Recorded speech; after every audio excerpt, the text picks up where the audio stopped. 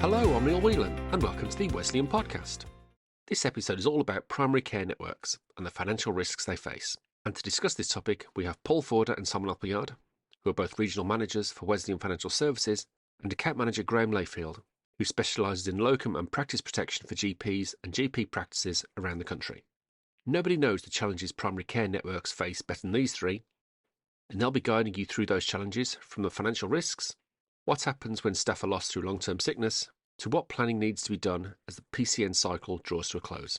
As always, the usual reminder is that this podcast is for information only and isn't financial advice, but I'll be back at the end to tell you how to get in touch with us if you do feel as if you need to talk to one of our Wesleyan Financial Services specialist financial advisors. But for now, I'll hand you over to Simon and Graham, and first up, Paul. Today we're here to really discuss about the key financial planning risks associated with primary care networks and a quick look into the future. Right, Simon, I think the first question I've got is for yourself, and it's really around where does a PCN start when it comes to their financial planning? Yeah, good question. The interesting thing, of course, is that the PCNs have been around now for 4 years.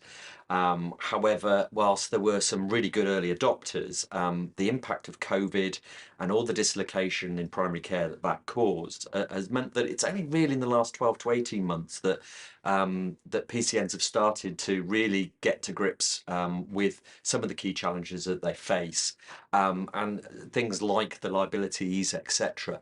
So to give you some examples, obviously PCN doesn't have an automatic legal status, and there are options and how you set that up. Well, that then leads to questions such as, who do the liabilities of a PCN lie with? Are they sitting with a central organisation, with the PCN themselves? Are they with a lead practice? Are they spread across the practices? So who's responsible for those costs? In a similar way, employment, with all the different roles that there are, who's actually the employer here? Because again, it will differ in terms of whether it's a PCN themselves, whether it's lead practice, whether it's across the practices, as to where that sits and who's responsible for the HR element as far as that's concerned. And above all, there's what about the management side of things? Across those three aspects, again, who is responsible for which decision making? And that has all sorts of implications. So I guess the starting point, therefore, is to get some specialist legal advice. And once you've got that bottomed out, then to actually look at, well, how do I protect this? How do I protect this particular business? Thanks for that, Simon. There's a lot of stuff to consider, actually. So, Graham, I've got the next one. I'm going to probably aim at yourself for it. So, most PCN staff fall within the Rs funding. What should a PCN consider for these staff for areas like long-term absence through illness? So, you're absolutely right. So the additional role reimbursement scheme is where most, and certainly all the clinical roles within the PCN are funded from. And the first question when you're then starting to consider some of the protection challenges is really simply to say, well, what sort of percentage, what sort of capacity might there be left within the additional, within the Rs scheme? Because with the absence of one of the Rs funded roles, you can apply to continue to fund any sick pay arrangements you might have through the Rs funding. But whether you can then afford to get a replacement in depends upon the capacity you've got left. So the first question you've really got to start with is, what percentage of our Rs funding are we using now or planning to use in future?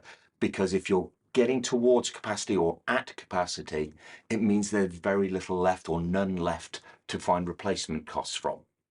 So if you start by looking at the sort of the capacity side of things, of what you can do within the Rs funding, then you're looking at trying to work out which job roles are essential.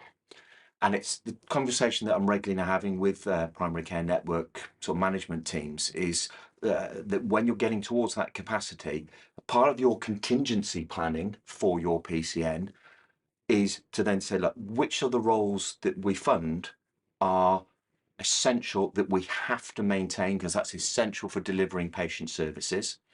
It could be that you could argue that all the roles are essential, but there might be within that some that you say, well, actually, we don't want to live without it, but if we had to, we could. So what you're trying to establish is what funding do we have?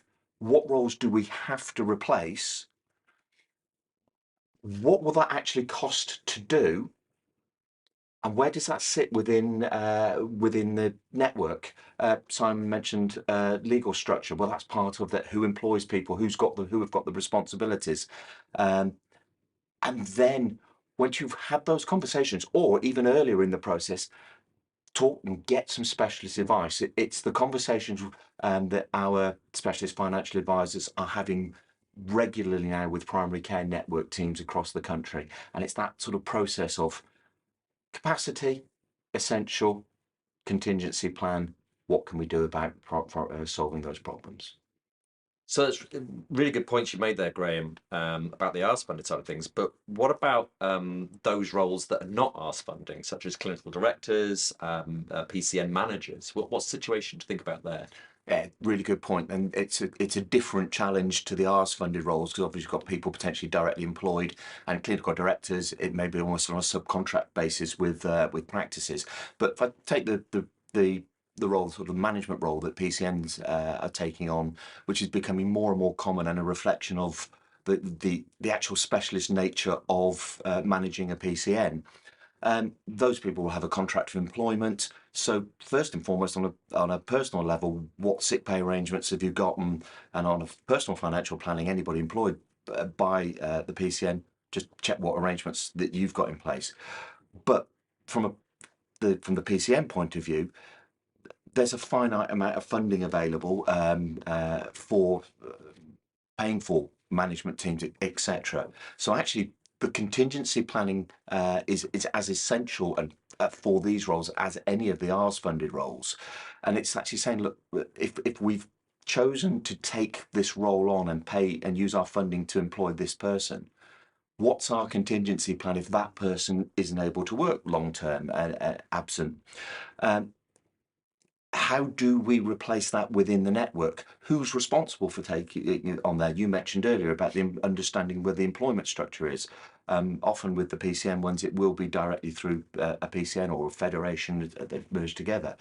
But what sick pay arrangements, what funding, and if we have to get somebody in, whether that's from within the network or externally, what costs are involved with doing that, and who's responsible for paying them? Because the PCN has no additional funding, will it fall to the network?